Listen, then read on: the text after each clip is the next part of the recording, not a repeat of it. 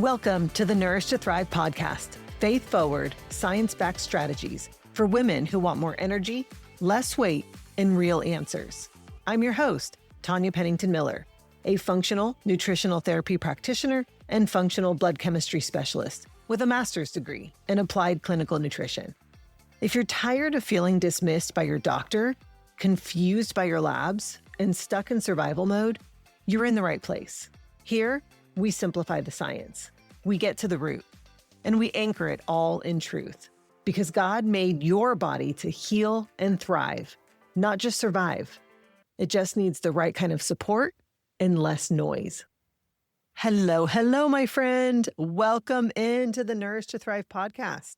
I am so glad you're back with me today. And if you enjoyed last week's episode, then I think you're really going to love today's episode too. Last week, we talked about why the nervous system comes first and how hormones respond to the signals they're given. So today, we're continuing that conversation by following the signal one step further. And we're going to kind of just keep moving downstream over the next few weeks, okay? Because once hormones shift, your metabolism responds. And for many women, metabolism is where things start to feel really confusing. Weight might be feeling more stubborn than it used to. Energy can start to feel really unpredictable, and motivation may come and go or just feel noticeably lower all the way around than it once was.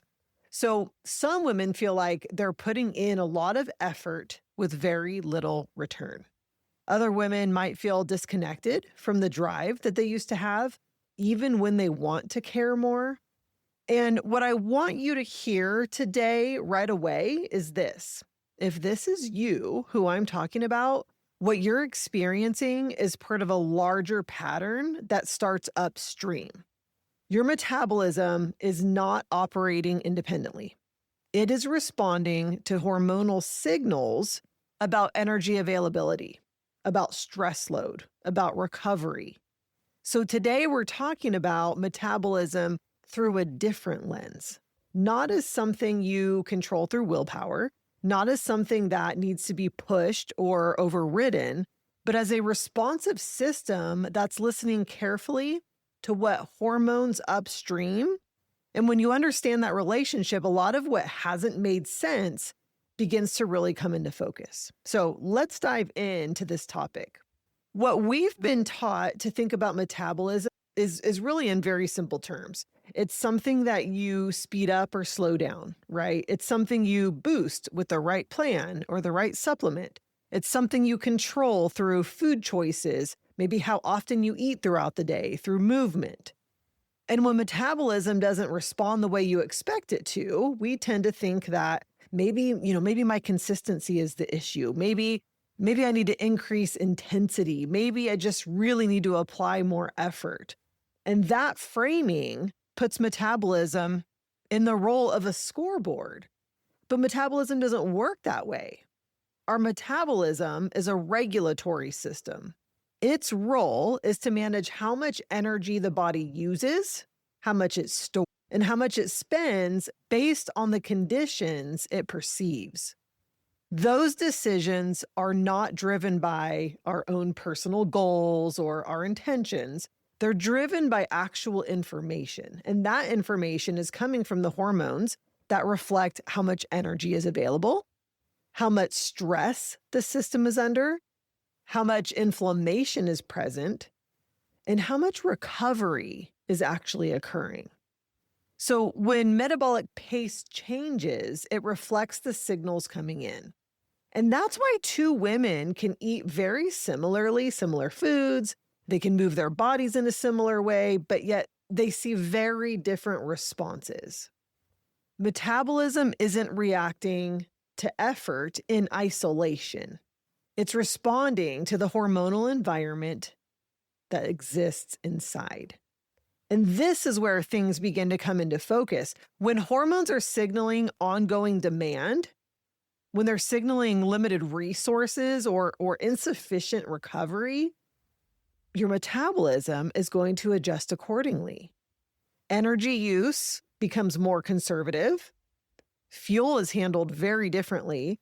And the body prioritizes efficiency and preservation. So over time, what that looks like, it shows up as slow weight gain, less energy, a noticeable drop in drive and motivation. And those shifts reflect how the body is responding to the signals it's receiving, which brings us back to hormones.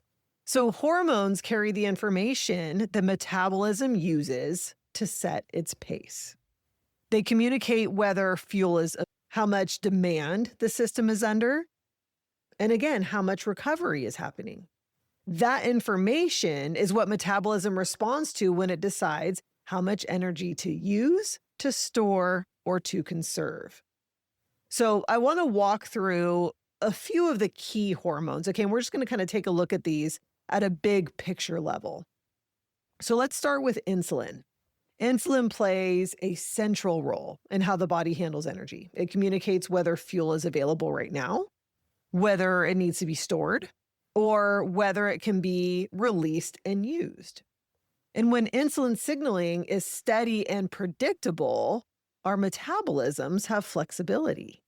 However, when it's constantly being pulled into correction, and this can be because we're having, major blood sugar swings, maybe irregular fueling, we're not eating regularly, and our metabolism becomes more guarded. We also have our thyroid hormones, and these really help to set the overall pace. So our thyroid hormones influence how quickly cells turn fuel into energy and how responsive tissues are to that signal. So when thyroid signaling is strong, when it's well received, metabolic processes move very efficiently. And when that signal is dampened, everything downstream tends to slow accordingly. Cortisol communicates stress. It helps mobilize energy when it's needed and signals conservation when strain is prolonged. When cortisol patterns are balanced, when we have that proper diurnal rhythm, our metabolism can respond dynamically. But when cortisol is elevated, either too long or at the wrong time of day, or if it's flattened or it's unpredictable, the metabolism often shifts toward preservation. And then, of course, we have estrogen and progesterone, and these hormones influence insulin sensitivity, fat storage patterns, appetite, energy expenditure. They also change across seasons of life, right? So that's naturally going to affect our metabolic rhythm. And these shifts shape how metabolism interprets safety, availability, and timing. So what's important to see is that metabolism isn't responding to any one hormone in isolation. It's really responding to this larger combined message. There's a lot of players in the game here. And that combined message tells the body whether this is a season to spend energy freely, or if we're in a season to be more selective and protective. And when those hormonal signals reflect strain or instability or limited recovery, the metabolism is going to adapt to match that pace. And the body shifts toward conserving rather than spending energy. And that shift shows up in familiar ways. We see lower energy, stubborn weight gain, the drop in motivation. And when metabolism stops responding the way we expect, the instinct is often to apply more pressure. Am I right? So that can look like eating less. That can look like adding more movement, just trying to tighten things up again all the way around. And that response is understandable. It's the framework that we have been given for years. But when the metabolism has already shifted into a more conservative state, increasing demand doesn't change the signal the body is responding to. It actually adds to it. So again, our metabolism is listening to hormonal information about load, fuel availability, and recovery. So when our intake decreases further, the message being reinforced is one of scarcity and demand. So over time, that can show up as lower energy, slower progress, maybe stalled progress. And just really this sense of, that our body is no longer responding the way it once did. So you feel like you're applying effort, but that return on investment feels really, really small. or the motivation that you used to rely on just really isn't there anymore. And that experience isn't a reflection of discipline or consistency. It reflects how the body adapts when cumulative load stays high and recovery stays limited. So when stress, restriction, and demand outweigh restoration for long enough, the metabolism adjusts its pace. And that adjustment serves as a protective purpose. This is how God designed us for survival. Excess body fat, fatigue, hair loss, reduced motivation, like those are all things that we should actually be thanking our bodies for. Because without those protective mechanisms built into us by our Creator, we would not survive. We would literally die. And I know that sounds extreme, but it's the truth. So when pushing harder stops working, it's not because the body has become uncooperative. It's because the system is responding to the conditions it's been operating under. And that's an important distinction because it shifts the question from what do I need to do more of to what does my body need in order to feel supported again.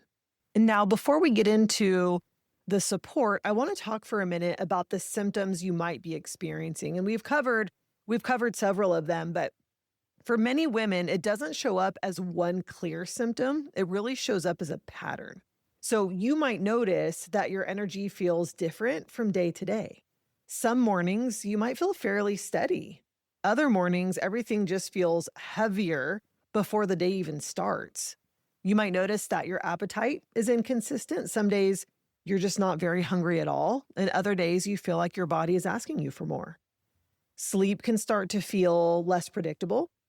Falling asleep might be easy, but staying asleep isn't. Maybe that's vice versa. Or you just wake up feeling so tired even after a full night of sleep. Your weight might feel stubborn in a way that just doesn't quite make sense to you. And it doesn't necessarily mean that you've had this dramatic weight gain, but you just have this sense that your body is holding on more tightly than it used to. And again, we've talked a lot about motivation, but motivation can change. And I'm not talking just the motivation to exercise or to eat a certain way, but really just motivation in general. Like things that used to feel manageable can start to feel like effort. Things that used to feel enjoyable, you just don't really enjoy anymore, and you want to enjoy those things. And one of the biggest clues is this. You may notice that you feel better when demand drops. That might look like a slower weekend. It might look like a few days away, a stretch of really good sleep, maybe a week where there's simply just less to carry. And I know I have felt this before, like being away on vacation. You might notice some of those improvements. You might even come back a little bit lighter on the scale, not because you ate great on the vacation, but your stress levels were down. And then life ramps back up and those old patterns quietly return. And this is how the body communicates load. And when you start seeing those signals for what they are, they become information instead of frustration. The challenge is that these shifts often get interpreted as personal shortcomings instead of the physiological communication that they are. We think we've become lazy or that we've just simply lost motivation. But once we start seeing the pattern, the focus can really change. Instead of chasing consistency through force, you start listening to what your body needs more of and what it needs less of. So most of the time, the body is not asking for a new protocol, more discipline, and it's not even asking you to change everything and do everything differently. What I see most often is a body that's been asked to do a lot without much margin. Meals get delayed or they're inconsistent because the days fill up. Movement becomes something that you just try to squeeze in or fit in rather than something that actually supports you. And sleep gets pushed later or it's shortened because everything else just feels more urgent. And none of that sounds really super extreme, but over time, it really does add up. And from a physiological standpoint, metabolism responds to these very patterns.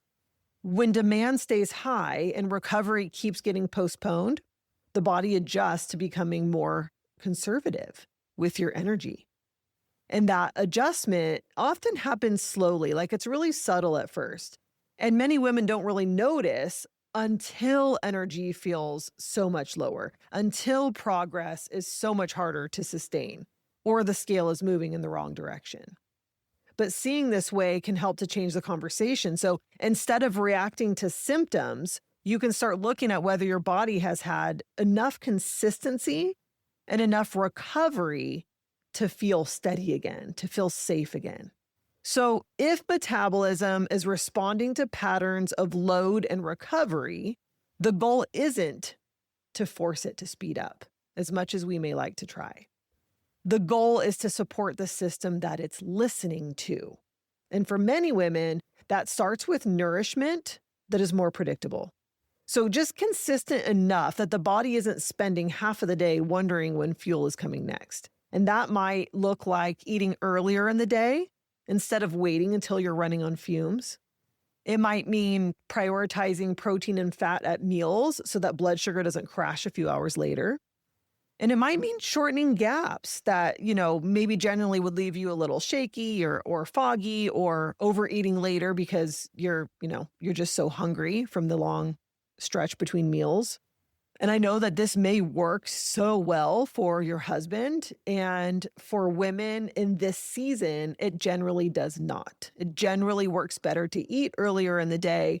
And if you're wanting to practice intermittent fasting, to cut the eating off earlier in the evening. Okay, so I'd rather see you eating breakfast, lunch, and early dinner and having hours before bed without food, only to wake up in the morning and eat again, rather than waiting until noon or 1 to eat. Movement is also very important, but how it's used matters more than how much movement you're getting. So supportive movement is going to build strength. It's going to help to improve circulation. It's going to leave you feeling more grounded afterward. Depleting movement leaves you more tired than when you started. So I really want you to pay attention to that in your workouts. So for some women, this is going to mean fewer high-intensity sessions and more strength-focused sessions, or even just restorative work. Other women, it means walking instead of pushing through another workout on an already overloaded day. Okay. Sleep is another major signal. When sleep is treated as optional, something that you'll just catch up on later, the body is going to stay very, very cautious. When sleep becomes more protected, metabolic signaling begins to shift.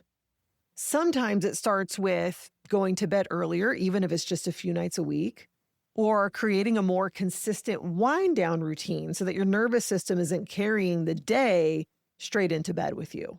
So it is really, truly the most ideal to try to go to bed and wake up at similar times every day.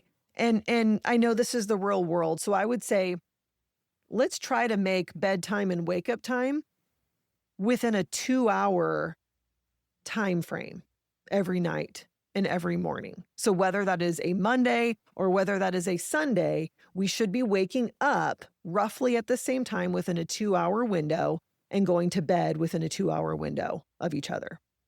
And then we have urgency. Many women don't realize how much constant pressure their body holds. Always looking at the clock, always thinking about what's next, always feeling slightly behind. Do we have any notifications on our phone, any emails coming through?